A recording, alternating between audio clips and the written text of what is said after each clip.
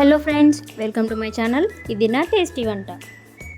ఈరోజు మన వీడియోలో మనం రెగ్యులర్గా చేసుకునే ఇడ్లీ దోశ కాకుండా ఆరోగ్యాన్ని పెంచి అధిక బరువును తగ్గించగలిగే మిల్లెట్ దోశ ఎలా చేయాలో చెప్తాను. పిల్లల దగ్గర నుండి పెద్దవాళ్ళ వరకు కూడా ఎవరికైనా సరే చాలా మంచిది. అలాగే వెయిట్ లాస్ కావాలి అనుకున్న వాళ్ళు కూడా ఇది బెస్ట్ బ్రేక్ఫాస్ట్ అండి. వీడియో ఎక్కడ కూడా స్కిప్ చేయకుండా చూడండి. అందరికీ ఒక రిక్వెస్ట్ అండి, మన ఛానల్ని ఫస్ట్ టైం చూస్తున్న వాళ్ళు మన ఛానల్ని సబ్స్క్రైబ్ చేసుకొని బెల్ ఐకాన్ని ప్రెస్ చేయండి. ఇక లేట్ చేయకుండా వీడియో అయితే స్టార్ట్ చేసేద్దాం. ఫస్ట్ మనం దోశ బ్యాటర్ కోసం మిల్లెట్స్ని నానబెట్టుకోవాలి. దీనికోసం అయితే 1 కప్పు మినపగుండ్లు తీసుకోండి. అలాగే ఇందులోకి 1/2 కప్పు దాకా రాగులు తీసుకోండి. రాగులు తినడం వల్ల గుండెకి చాలా మంచిది. ఇప్పుడు 1/2 కప్పు సామలు వేస్తున్నాను. సామలు ఇమ్యూనిటీ పెంచడంలో చాలా ఉపయోగపడతాయి. ఇప్పుడు 1/2 కప్పు కొర్రలు వేయండి. కొర్రలు షుగర్ వ్యాధిని అరికట్టి బీపీ కంట్రోల్లో ఉంచడం కోసం ఉపయోగపడతాయి. 1/2 కప్పు అటుకులు వేయడం వల్ల దోశకి మంచి కలర్ వస్తుంది.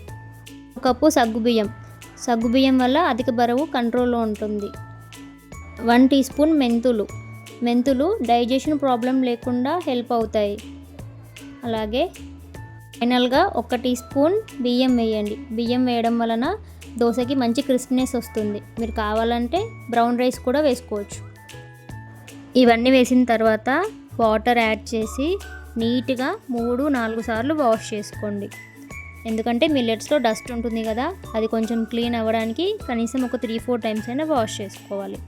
ఇలా వాష్ చేసుకున్న తర్వాత మళ్ళీ వాటర్ వేసి కనీసం 6 నుండి 8 గంటలు నానబెట్టండి.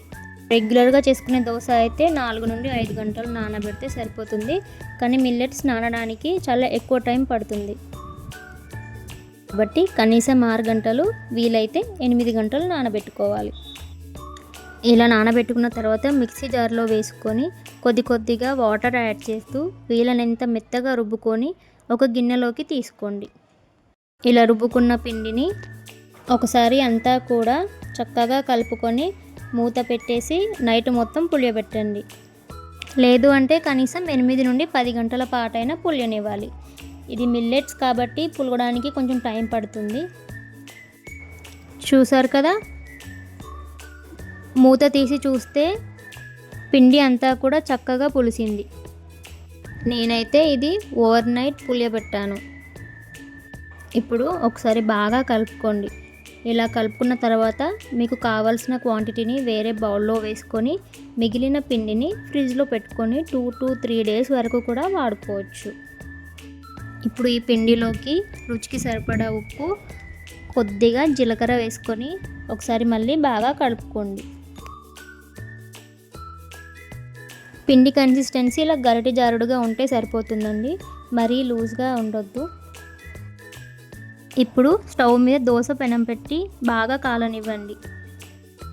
పెనం బాగా వేడయ్యాక మంట మీడియం ఫ్లేమ్లో పెట్టి 2 గరిటెల దోశ పిండిని వేసి దోశని పోయండి. మీడియం ఫ్లేమ్లో పెట్టి దోశ పోయడం వల్ల దోశ మెత్తగా వస్తుంది. మీకు క్రిస్పీగా కావాలంటే మంట చిన్నగా పెట్టి కాల్చుకోండి. దోశ చాలా క్రిస్పీగా వస్తుంది. ఇప్పుడు దోశ పైన నూనెని వేయండి. నేను ఇక్కడ ఆలివ్ ఆయిల్ వాడుతున్నాను. ఆలివ్ ఆయిల్లో ఫ్యాట్ ఉండదు. అంతే అండి, దోశని మంచిగా కాల్చుకొని ప్లేట్లోకి తీసుకోవడమే. చాలా టేస్టీ అండ్ హెల్తీ బ్రేక్ఫాస్ట్ అయితే రెడీ అయిపోయింది. టేస్టీగా తింటూ వెయిట్ లాస్ కావడానికి ఇది బెస్ట్ దోశ. ఈ దోశ 2-3 తిన్నా కూడా వెయిట్ పెరుగుతుంది అన్న భయం లేదు. చక్కగా కడుపు నిండా తినండి, హెల్తీగా వెయిట్ లాస్ అవ్వండి. మీకు ఈ వీడియో నచ్చితే లైక్ చేయండి, షేర్ చేయండి, సబ్స్క్రైబ్ చేయండి. మీ ఫ్రెండ్స్ అండ్ ఫ్యామిలీతో షేర్ చేసుకోండి. ఇంకో హెల్తీ రెసిపీతో మళ్ళీ నెక్స్ట్ వీడియోలో కలుద్దాం. బాయ్.